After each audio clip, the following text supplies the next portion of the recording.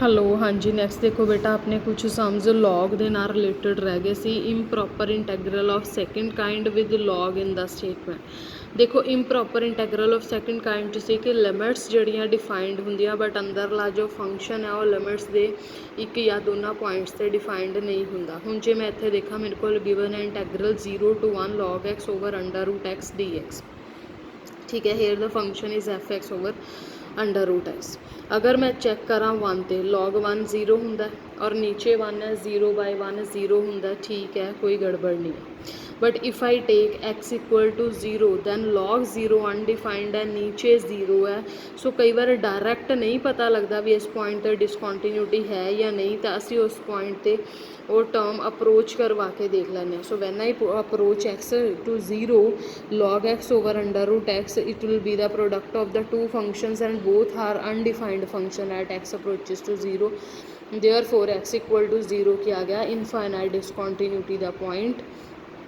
इनका मतलब इनके तो इनफाइनाइट डिसकॉन्टीन्यूटी, इनका मतलब मैनू जी एक्स अज्यूम करनी पैनी है चैक करने लिए कन्वर्जेंट है या नहीं।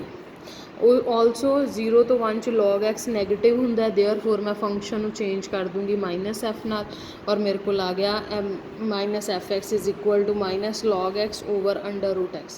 लॉग वाले सम्स दे विच तुसी जी एक्स जो है 1 over x the power p या 1 over x the power m n जो मर्जी मतलब लेना वेरीएबल है where p is greater than 0।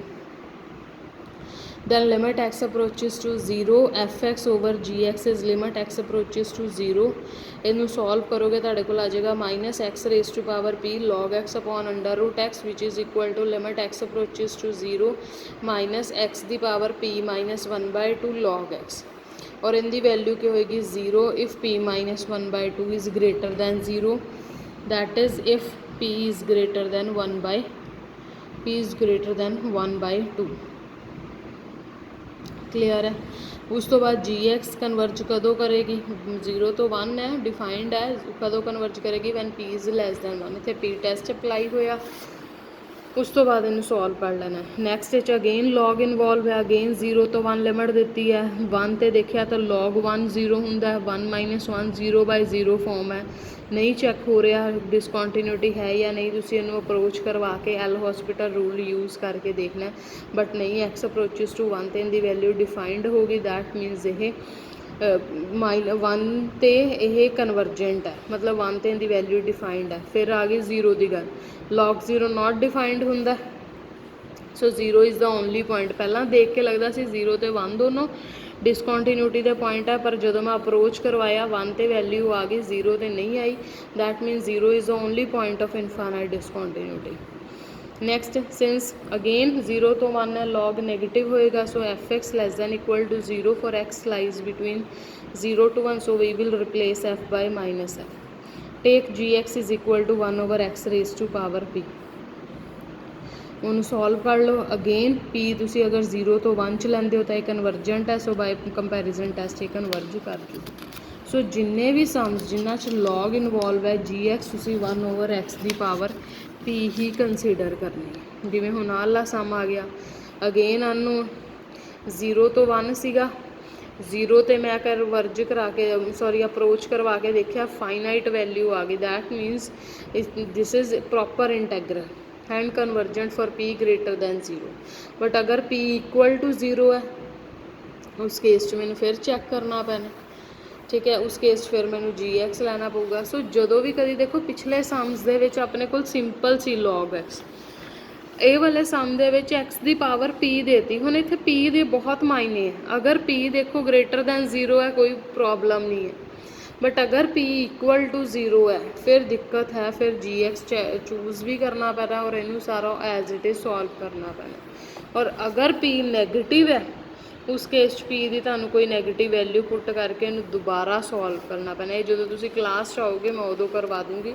फिलहाल का टाइम देखो, show that integral 0 to π/2 x की power m cosecant x raise to power n ds। हुण इत्थे mn है, mn बारे उन्हें कुछ नहीं किया। सो एक तरह नाल ये मेरे को एक्स की पावर m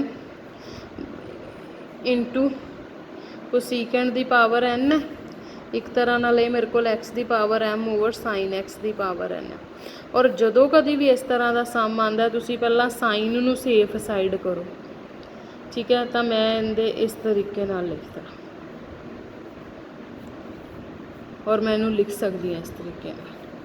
ਸੋ ਇਹ ਆ ਗਿਆ ਐਕਸ ਦੀ power m minus n over 'ਚ ਆ ਗਿਆ ਸਾਈਨ ਐਕਸ ਦੀ power sine X over X ਦੀ ਪਾਵਰ n। ਇਹ ਕਿਉਂ ਕੀਤਾ? ਕਿਉਂਕਿ limit X approaches to 0 sine X over X 1 ਹੁੰਦਾ।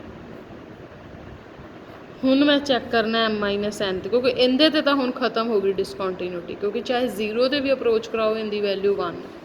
ਹੁਣ ਇਹਦੇ 'ਤੇ ਚੈੱਕ ਕਰਨਾ ਕਿ m ਮਾਈਨਸ 1 n ਅਗਰ ਗ੍ਰੇਟਰ ਦੈਨ 0 ਹੈ ਤਾਂ ਕੀ ਬਣੇਗਾ, ਇਕੁਅਲ ਟੂ 0 ਹੈ ਤਾਂ ਕੀ ਬਣੇਗਾ, ਔਰ ਅਗਰ ਲੈਸ ਦੈਨ 0 ਹੈ ਤਾਂ ਕੀ ਬਣੇਗਾ, ਠੀਕ ਹੈ। ਸੋ ਇਹਦੀਆਂ 3 ਵੈਲਿਊਜ਼ ਆਉਣਗੀਆਂ।